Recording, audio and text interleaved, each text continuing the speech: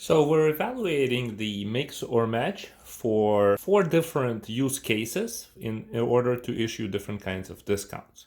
The first one is very simple. Buy one, get one free. To do this one, we have actually several options. So let's just call it BOGO, right?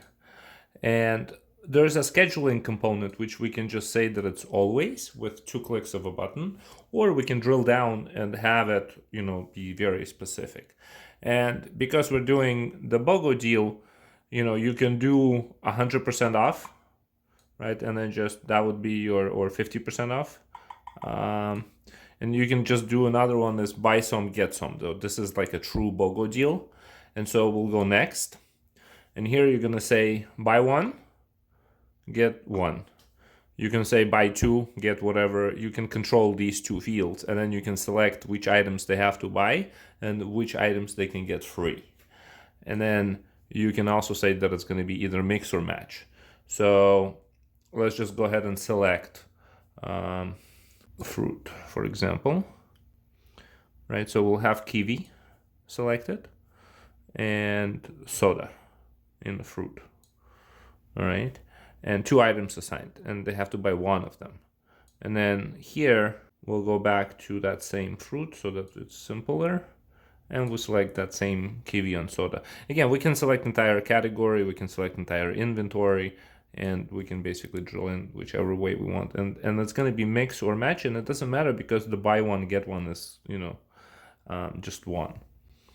And then this is our order, which again doesn't quite matter because this is a BOGO deal. So here we have the BOGO, and let's just kind of see how that works. Right, so we'll go into fruit and we'll grab kiwi. All right, so here's our kiwi, and if we grab one more kiwi, it becomes free. And then if we do one more kiwi, that one is paid for, and if we do one more kiwi, that's it. So BOGO is limited to just once per transaction. And that's kind of how that would work. Now, let's go back and see how else we can set up BOGO. So this is one way. Let's say that we can do it like this. So 100%, right? On, so we can say mix or match, right? And we can just say that trigger on every 2 items. Okay, so trigger on every 2 items, and then we can just select the same fruits. Let me get back to my fruits. Here's my fruit, it's already selected. So here's these 2 items. And then in this case, you can actually control which item is going to get discounted. So now we have this thing set up this way. Let's just see how that works. I'm going to go ahead and save this order. I'm going to go back to my kiwi. So here's our kiwi, and then we're going to grab another kiwi, and it gives a discount of 100%. And now if we do another set like this, there's another discount. So in this way, right, so there's more than one per transaction. So you can have it either way, whichever way you want. So can it do buy some, get some? Yes, and it can also be controlled either per transaction or per a set of items. The second one is buy one, get 20% 25% discount on second, fourth, sixth, and same item. I believe that's basically what I just showed, but let's go ahead and kind of go through it again. So this is not a BOGO anymore, so now we'll call it,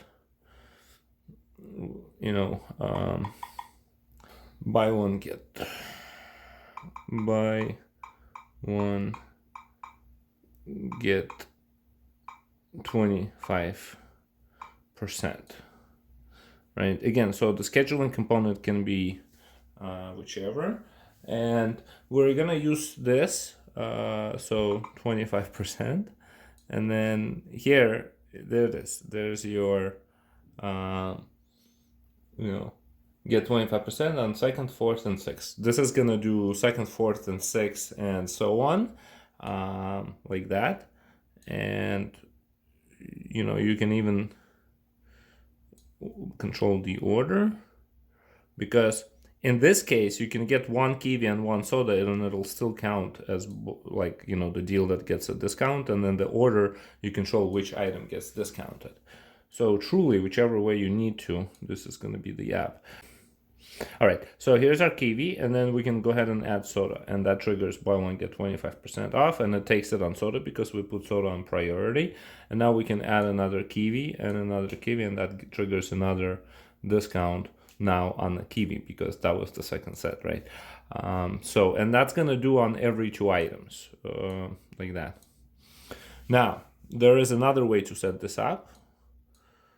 Let me show you. So I'm gonna go here, and now I showed you how to do this, right? 25%. And then here we're kind of go trigger on every. That word every kind of goes 2, 4, 6 indefinitely, right? And then the discount is just 25%. And then this one trigger on all items after first two, right? So this one will trigger on a second item, on a third item, fourth, fifth, sixth. So basically all item after first two. That's the difference here. All right. And let me go ahead and just skip this. And I want to show you this option, progressive. So progression can also be manually controlled. In other words, you can say something like this: 50% here and 100% here, right? So after 4, and then on 6 we'll go back to just 10%. So when we hit two items, it's going to issue 50% discount. When we hit 4 items, it'll remove the 50% and replace it with 100%. And then when we hit 6 items, it'll remove the 100% and replace it with 10. There's probably no logical reason of ever doing it, but I just want to show you the capability of how that works. All right, so fruit. Now we're gonna grab a kiwi, right? All right, so here's kiwi, right? I'm gonna grab another kiwi, and it does look like 50% right there.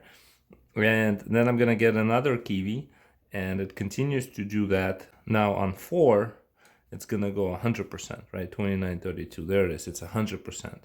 Now on 6, it's, you know, at 5, it's still gonna do the 100%, but now on 6, it's gonna go back to 10%. There it is, just 10%. So you can also control the manual progression.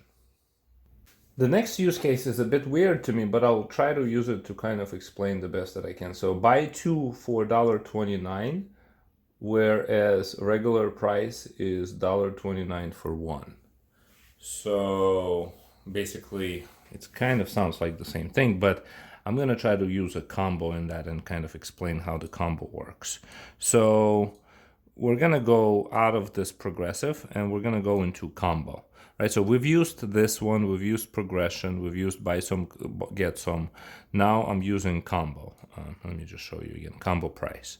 And in a combo price, I'm going to, basically we can do a match, which basically defines very specific combo, like this device and this device, or this, you know, this UPC and that UPC. Or they can be mixed, and the mix says, well, how many components? And let's just say that the component is 1. Just bear with me. But the quantity is 2. Do I need to?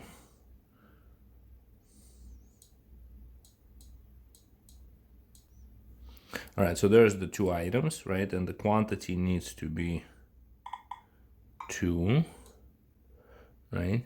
And now we can say, you know, when people buy from this list of items, when they buy quantity 2, we can say total discount is going to be, you know, $1.29, for example, right? So that's just going to give a discount of $1.29 against these 2 items. Another thing we can say is, so this isn't going to work for the use case that you're saying, which is buy 2 for $1.29, whereas the 1 item costs $1.29, which is basically this option would work. You can say this, you know, give 100% discount, or 50% discount rather, right? And that will accomplish it. You can also do off from original price of each bought item. Oh, this right here is the percentage off from original price for each bought item. So yeah, if you do 50% off from each item, that'll accomplish it. Or you could do this option, this one, which is total discounted price where bought together. You can just say when these items bought together, total discounted price, which is the price after discount, needs to be $1.29, like that. So that will probably be the simplest way to do it. So as you can see, there's many different ways of setting that up, and that's the use case number 3. Now, going to use case number 4, regular price for item is $2.99 on the packaging. Sale is $1 for $2.49 or 2 for $4.49. All right, so I think the progressive would it depends on what happens on 4. If you don't want anything to happen on 4, then probably progressive is the best for that use case, because you can go like this. You can say we want to so we want to do this dollar amounts, and we want, or if you want to express it in percentages or dollar amounts, that's the difference right here. And then you want to say that it's progressive. So you can control, right? So you can say basically regular price is $2.99 and you want to sell it for $2.49. So that's 50 cents off, right? So here's your 50 cents off. I actually already have it. And then when they buy 2, you want to give them $4.49 against, so let's say it's $2.50. That's a discount, right? My math could be a little bit off, but please don't judge me for that. Actually, right here, $2.50. Right, so $2.50, like that. And then we would delete this 6. So we'll have the condition for 1 and for 2. And we can split the discount between items or not. So this will do like an order discount. This will do the item discounts. Mix or match. Here it is. And then we already probably have the items selected. Let me just double check. Fruit. There it is. Kiwi soda. And here we go. Let me go ahead and save this discount. Now I'm going to go to register.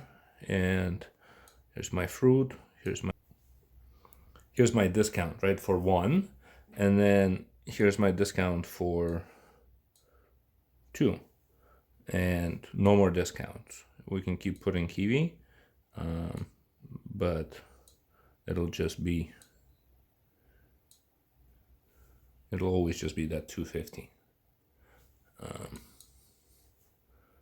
There it is. We won't go more than $2.50, basically. That's the last use case. And to be honest, we didn't even scrape the surface because there's more to this, right? So you can set up multiple discounts, and you can set up manual discounts. Like you can set up a list of discounts that you can manually trigger during the checkout. And you could have discount stacking settings, like do not allow discount stacking, allow discount stacking with prompts, or just always triggering. All right.